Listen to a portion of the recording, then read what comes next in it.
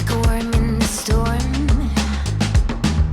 A hungry hunger inside of me. I can't be reborn. I'm a monster, spreading hate, stealing time. I'm a monster, laying base when it's cloudy. Oh, pilgrim inside of me. Tell me, what's my remedy? I'm a fraud, call me a liar. A true psychopath, don't love me. When you're lost, take your trust. Yeah, that's me.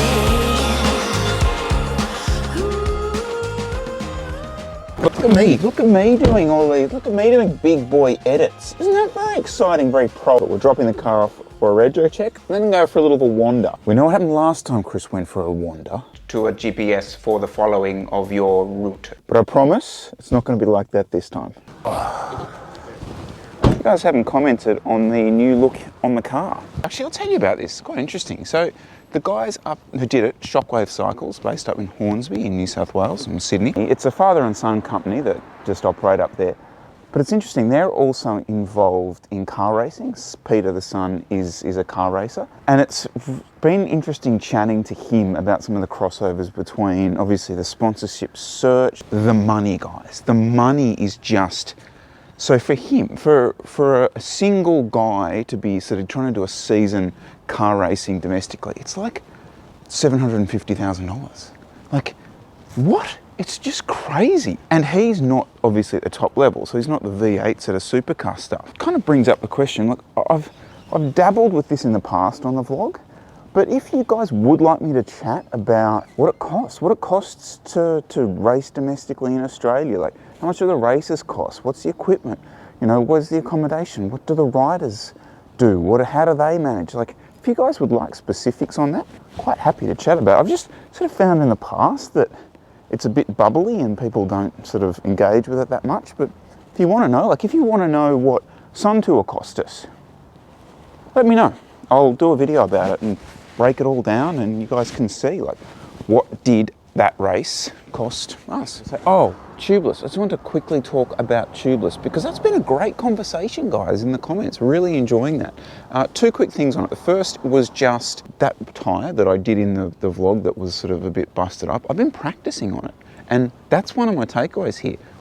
If you're going to go tubeless, practice fixing the flat, fixing the puncture, before you start bringing it into your regular everyday. That's made a total difference for me. And I've got the Dynaplug situation. I'm trying that, like it. Practice it at home.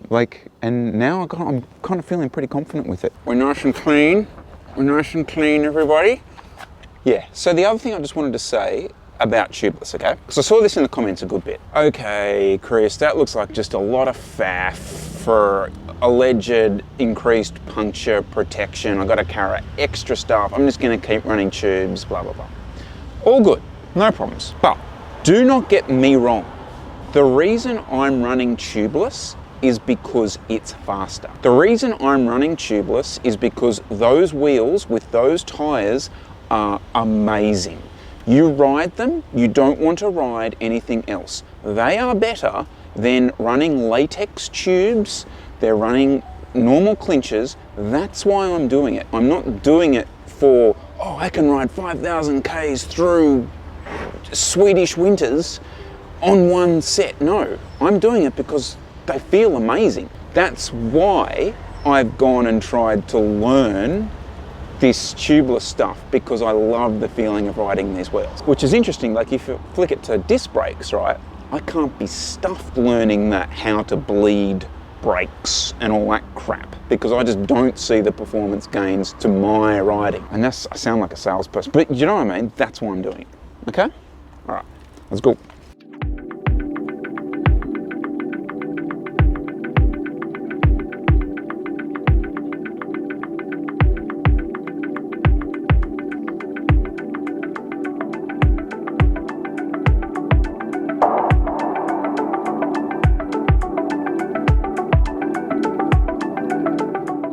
Do you know Dad eats marshmallows on his bike rides now? Yeah. Yeah. What kind of marshmallows, Chris? Vegan ones. And people ask me that, yes, that we are running vegan marshmallows, which are better And than they're normal ones. like $12 for a packet. Oh, are they?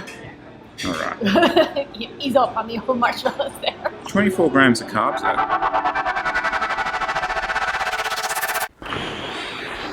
I want to do this. I want to talk about this. I want to talk about these things, these action cams, because look, they're easily the most asked question I get. Chris, I'm in the market for a camera. What do you recommend? Here is the fact, right? This is the fact. There is no perfect camera here. There is none. In fact, I'm convinced, right? I am convinced that GoPro, DJI, Sony, Insta360, all of them get together every year and they do this. They have this meeting, right? And they go, okay lads, this year what we're gonna do is, so GoPro, you're just gonna absolutely, you have all the image quality and stabilization, right? Sony, yep, form factor, beautiful. You just run that for a while. DJI, creativity, yep, fantastic. Lens options, front facing screen, you have that. What? Oh, you all want the specifications? No, we're not doing that, guys. We're not doing that. No, we'll split it evenly between all of us and then convince stupid YouTube vloggers to go out and have to get all of them to fulfill what they need. So none of them are perfect, but some of them might suit what you do really, really well. And that's the important thing. It depends completely on what you want your action camera to do, because they won't all do everything well. The frustration begins probably with the Sony. What the Sony does absolutely amazingly well is form factor. Look at that. Look at that on the front of your bike, right? And that matters. This is the first factor, okay? That on the front of your handlebars, there's no aero drag there. You are probably only adding half a watt to your ride. Other thing it's fantastic at is GPS, which you're thinking, what? Why should I care about that? You should care about that because if you are wanting to put your power data, overlay those metrics and everything on it, accurate GPS data is key. Where does this suck? Well, it sucks with battery life, and it sucks because I think Sony have given up on it. And by that I mean, I have a feeling Sony are getting out of this market. I'm basing that on absolutely no research. If you go down that route, I don't think you're getting much in the way of updates or improvements to it. Next up, this guy. The one that you probably thought I would start with, but look, here's the thing with this. I've done a review video of the GoPro Hero 8. I've done a follow-up video on it. So I'm not going to go into massive details with it. What it does well is its image quality is superb. Its stabilization is fantastic. Its field of view is the best. So its field of view, you can go super wide, which is what you want in an action camera. You want to try and capture as much information. What it does really badly, its GPS is not good enough. Battery life is not good enough. And it splits its files. It splits the files when you upload it to your computer into 10 to 12 minute blocks. And that is excruciatingly frustrating. You want to try and fix that horrendous audio that currently I've whinged about? Pro Hero 8. You've basically got to add like, I don't know, what the hell that is, some enormous USB-C connector. And then you put your microphone on top of that, and it's just like this enormous big of clunk. But I will come back to form factor a lot, because for us on bikes, we are minimalists. That's the nature of what we are, okay?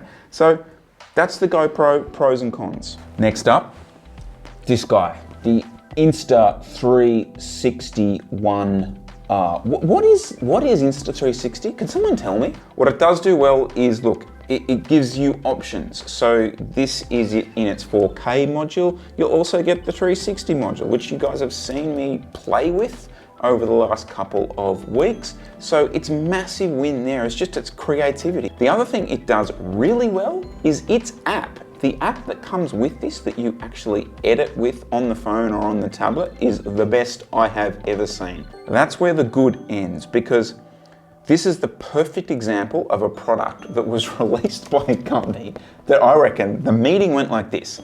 Okay, Steve, so we have We have the Insta360. We think we've built something that's pretty good. We just haven't really tested it yet. Cool. Let's just sell it. No, we haven't actually tested anything yet. No, that's cool. Let's just sell it, and we will see what kind of problems we have from our customers who have spent money on it. Oh, but there will be lots of problems. Yeah, that's cool, and we'll just fix them little bits at a time with firmware updates. For example, like turning this on. I don't know, maybe it's on, maybe it's off. You press the on button, and 2 minutes later it turns on. Same with turning it off, no idea. Its battery life's deplorable, absolutely deplorable. GPS, forget about it, doesn't actually happen. Look, the 360 thing is cool. I was getting some sick shots with that 360 thing. But who out here as a cyclist is gonna be riding around with this thing, with that, half the time? I mean, yeah, me. All those people laughing at me at Dietary Hills over the weekend. That was me. And yeah, it's quite disconcerting doing it. You do feel like quite a tool doing it. But then I'm used to that. Not everyone is used to looking like such a tool as me. If you really want to be an early adopter, have a go at it, possibly. But I don't know.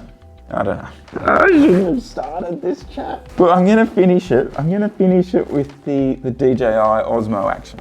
When push comes to shove, this is the action cam that I take out with me on the bike. Now, it's not because I go, oh, DJI Osmo, that's gonna do it all for me. No, it's because I go, oh, I can't use the GoPro because I want to talk to the camera. Oh, I can't use the Sony because it'll look, I'll just run the DJI because it kind of does everything else well. And that's sort of what it is with this. What it does really, really well, it has a very good operating system. It has a front and back screen. It works consistently very well. Its image quality is pretty damn good. You have some good customizable field of view options. Its microphone options are really neat and tidy. So it's just this little guy that plugs in as the adapter and then you run the microphone on top of that. Its form factor is, without the microphone, quite neat. Its files are quite long when you're running 1080p 30 frames a second, so it's not like the GoPro where you have to split everything up. So it is the one that I come back to most of the times. So let's sum this up for you, all right? Look, the Sony form factor, fantastic. Look, if you really just want to run a sort of a crit race sort of camera, that's your main gig, I definitely reckon that is pretty good. If you have the most money to spend, then this is certainly your option, but you are gonna be frustrated by it. You are gonna be frustrated by its battery life, overlay power data, and do all that stuff because it just is workflow that you probably can't be stuffed doing. I really would like to recommend this to people, and I think there is going to be a lot of people out there that want to play with the 360 thing. I'm going to keep playing with it. It needs about 12 firmware updates. It really does. It might get there in the end, but its form factor is going to kill you for racing. There's no way you're going to use that for racing. So that piece that I shot at the beginning of this was entirely done on this, okay? So it has some really nice cinematic features that you can do with it. This will be the thing that I recommend, but it still has problems.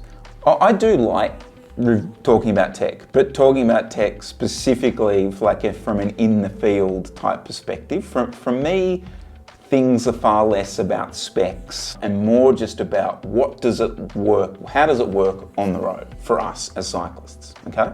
So let me know if you want more kind of info about that. Obviously, if there's any other equipment in this space you'd like me to test, well, buy one for me and send it to me because I'm not spending any more money on them. As you can see, I already have too many of these. Thanks. We're gonna run. I gotta get this bus. One more thing we need to talk about today, okay?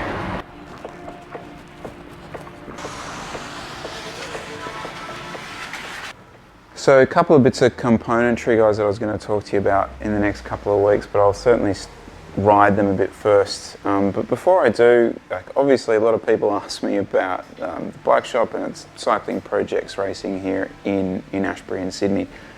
And obviously I'm pretty lucky to have Felicia this close and having someone very, very experienced in the bike industry to help me out. But it's certainly something that you guys should consider in terms of, a relationship with your local shop. I think that's going to be really, really important as we sort of start getting back into normal life, that is something that we kind of make a regular type thing. And a perfect example from that is for what's going on with me at the moment. So I'm testing out a new saddle, right? So a new saddle here, which, how are we pronouncing this, mate? Is it Repente? Repente. See, my Italian is superb. Biggest challenge with it has been the angles of it, and I'll quickly show you, right? So whilst that is slightly pointed up, the actual angle of the saddle is about -4 degrees. Like, I know all of us kind of have this thing like, we're like, oh, these are my measurements, that's it. That's my life, what are these measurements? Why not change it for a bit? Might activate a few different muscles and try out a few different pieces. And you got anything to add, mate? No, he's good. He's good. All right, might catch you over the next couple of days, weeks. We'll see. Who knows? All right, see ya.